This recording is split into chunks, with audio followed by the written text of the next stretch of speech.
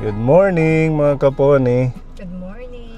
Ayan, magandang buhay, magandang araw po sa inyo sa lahat ng mga kaponi viewers natin. Ayan, welcome po sa ating vlog ngayong araw ng Martes. Ayan, today is January 20. Ayan, so ilang araw na lang magpapalit na naman yung buwan.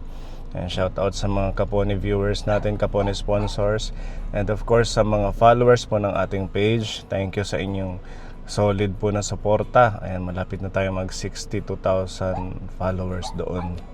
Ayan, sa mga hindi pa po naka-follow and naka-subscribe, please support nyo po para sa ating patuloy na pagmimisyon. Ayan, ngayong araw kasama ko si Mami sa ating mission na may kasama hanap buhay. Kasi sakto po yung ating mission, papunta tayong San Julian kay Tatay Pio, yung isang na-stroke nating kababayan. And yung ating order ng dishwashing, kaibigan nating laging na-order bawat buwan, taga doon din. So sakto dala-dala natin para may sabay yung ating pagninegosyo na rin, diba? At least tuloy-tuloy kahit paano may mga nagpa-purchase. At saka sa mga nais mag-order ng dishwashing, marami po tayong stocks ngayon. And mga bagong gawa po ito nung first week ng January. Kaya subukan nyo. Siguradong mapapadami yung hugasan nyo. And kaponi, thank you sa ating sponsor ngayon kay Tatay Pio, si Tita Bebelyn, nagbigay ng 2,000. And also si Tita G ng Hong Kong, meron din binigay na 2,000. So ang gagawin natin, yung 2,000 po ni Tita G, yun yung pinambili natin ng ayuda.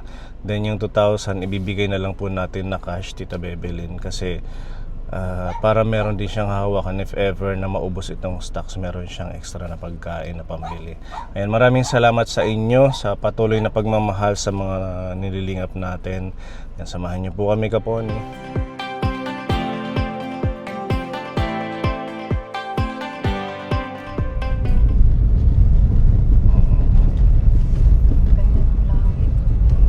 Parang summertime na naman.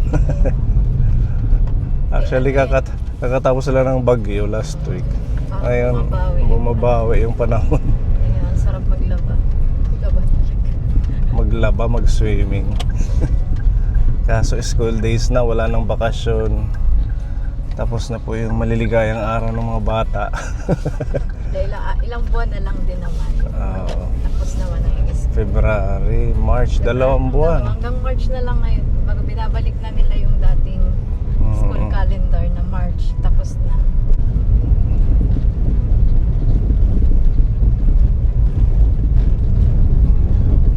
Tsaka exam na nila ngayong paparating na linggo, di ba? Ngayong week. Or ngayong week. Thursday. Third quarter na. Puspusa na naman sa pag-aaral ang mga kids. Pati nanay.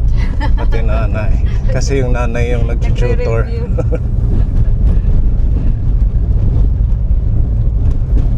Di ba, matatapos yung isang taon, mag-grade 3 na si Iya. Kaya nga, bilis na. Dumating tayo dito, 1 year old pa lang si Iya. 1 year old pa lang siya? Ibig sabihin Kaka 1 year old lang ni Iya. 6 years na tayo dito sa Magsi 6 years Morongan. na. Di ba 2026 na ngayon? Oo. Dumating tayo 2020, pandemic. Oo nga, no. Diba, ang bilis. Wala pa si Gavin.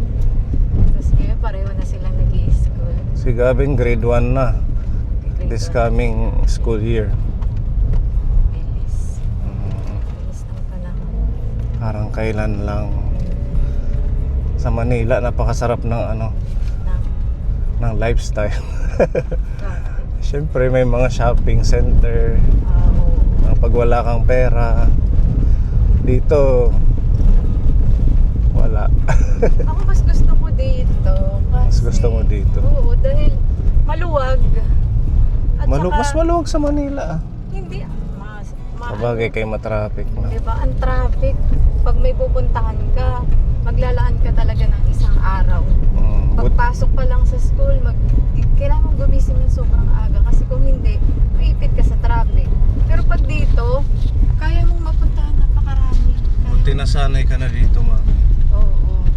May lalakarin ka, kaya mong pag-isahin sa isang kalahating araw nga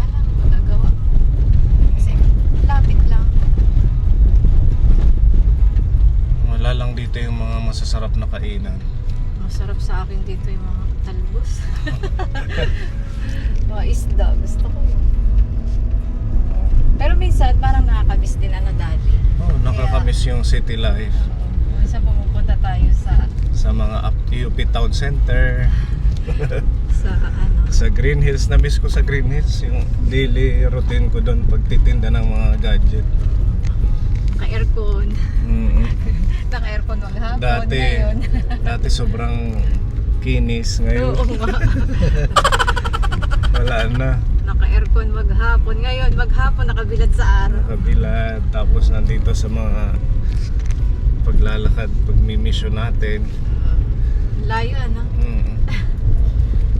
pero okay lang kasi Ito yung siguro ni Lord. will ni Lord. Tsaka Sinusustain tayo ni Lord. Ang tagal na natin dito. Wala naman tayong tawa ni stable God. na Wala tayong mga trabaho na mga anong tawag yun? Blue collar job, white collar job. Pero lumalaki yung mga bata. Magkakasama tayo. Thank you, Lord. Tingnan mo yung langit, oh. Kaya Grabe, blue na blue. Hanggang hapon alas na. 9 pa lang yan. 9 o'clock ng umaga 9 kapon. AM pa lang pero ayan na. Ganun na siya kain. 12 na. Sana laging ganito, no? Para makapagtanim. Natutuyo na yung mga manok ko. Yung kanilang cage. Oo. Kasi laging basa sa ulan. Kaya hindi na nangitlog.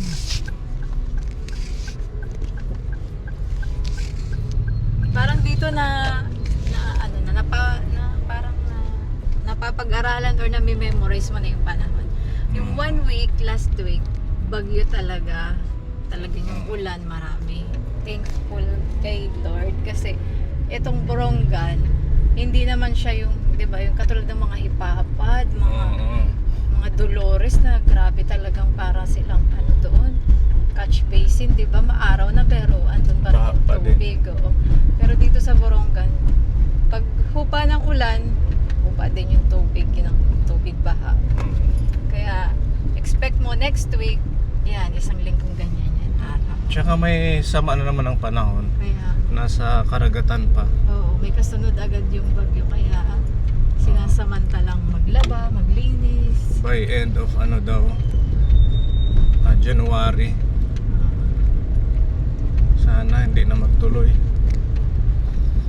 Kawawa din kasi yung mga tao dito. Alam mo na, papaisip din ako kung bakit yung iba, hindi nila may lupa, may pwesto, pero hindi nila tinataniman ng mga yung pangkabuhayan na na pananim. Kasi nga, laging may bagyo, hindi mo naman kontrolado yung panahon, di ba?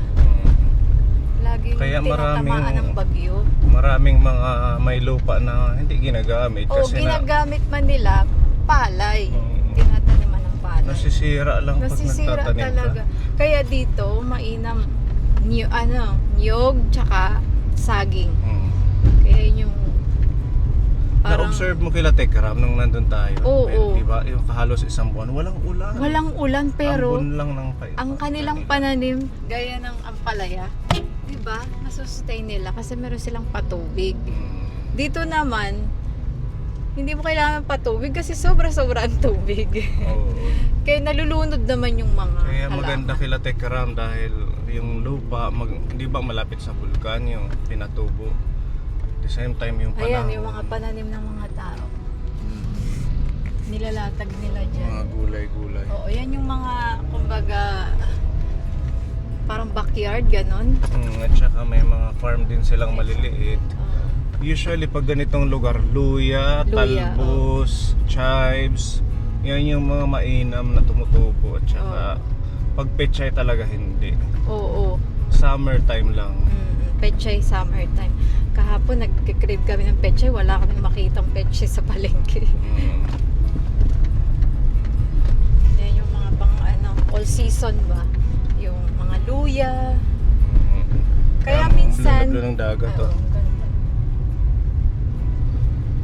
Kaya Pag minsan summertime yun, murang isda Oo. dito. Masarap. pero kapag masama ang panahon, grabe po ang mahal dito ng Ginto. isda. Talagang ginto. 350 na. Oo, kilo pag parang paulan. Maynila price na.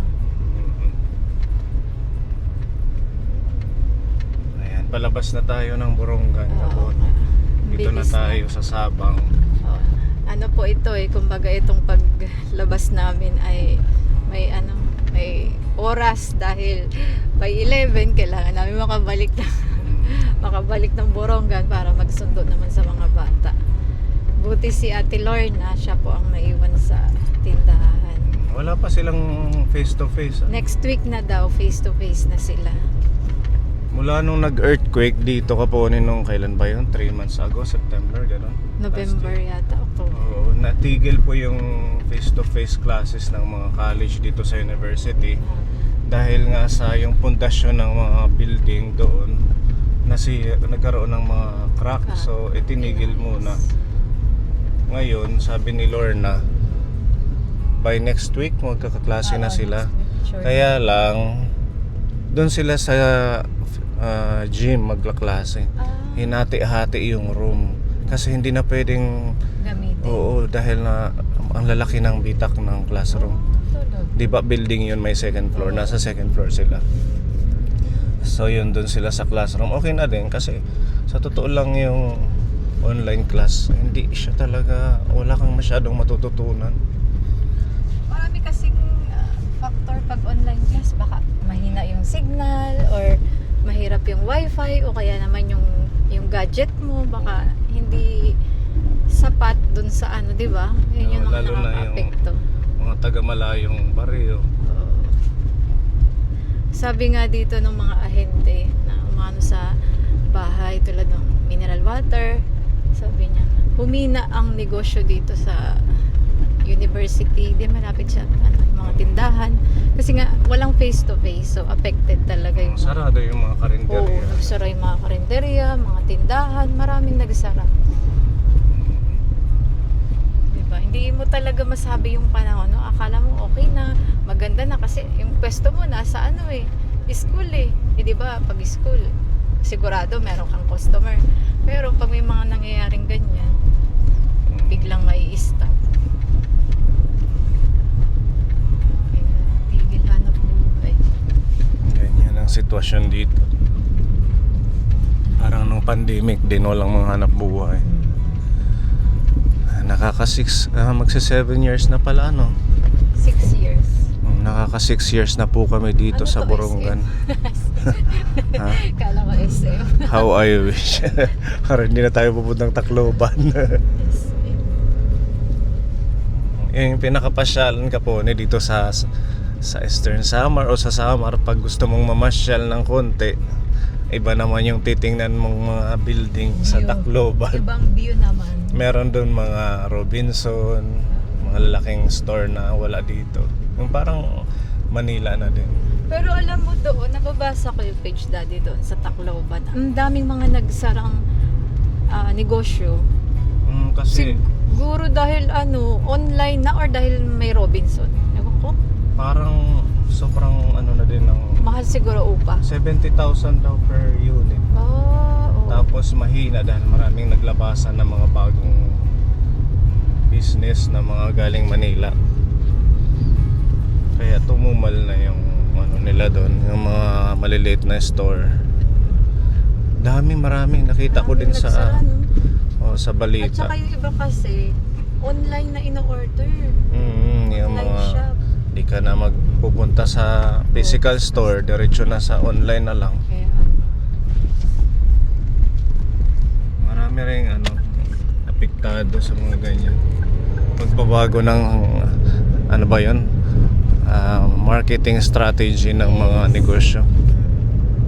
Hindi ka na magpepesto, hindi ka na magbabayad ng renta. kailangan talaga pag magnenegosyo ka, pag-aaralan mo. Kasi kung hindi ka sasabay sa trend or sa maiiwanan ka. Lalo na kung yung product mo So, ayan, nasaan na ba tayo? Malapit na yata tayo ng ISO. sabi San Julian, maumuna. Hindi rin. Unahin muna natin si Tatay Pio Kapone bago tayo mag-deliver ng dishwashing. Tita Marie, shout out. Shout out Tita Marie. Thank you po. Kumusta kayo dyan sa New York? Basta po.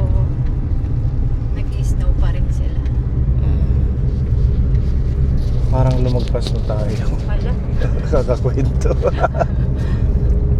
saan na tayo? Di ba natin, natagpasan na natin iso? Oo, pero dito lang yun siya. Mangyayari, dadaan tayo dito, papasok.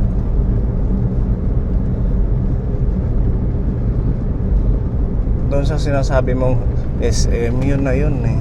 Ayun ba yun? Mm-mm. May mga blue. Pero dito tayo shortcut. Ang tanong, kasya ba dyan yung kotse? Tsaka dito, pag may motor ka. Saan na ba yun? Dito. Lumagpas tayo. Saan na tayo? Diyan. Dito? Mm-mm. This way, evacuation. Naglagpas tayo. Ganyan. Mm-mm.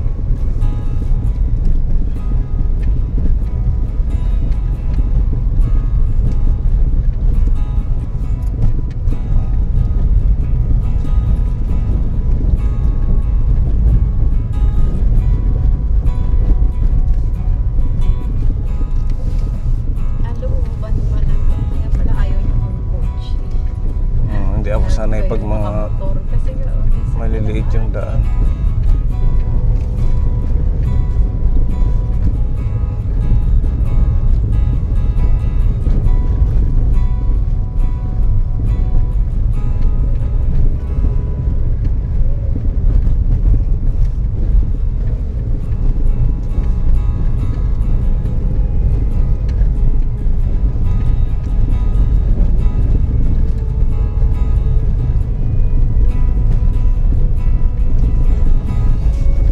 Libuton.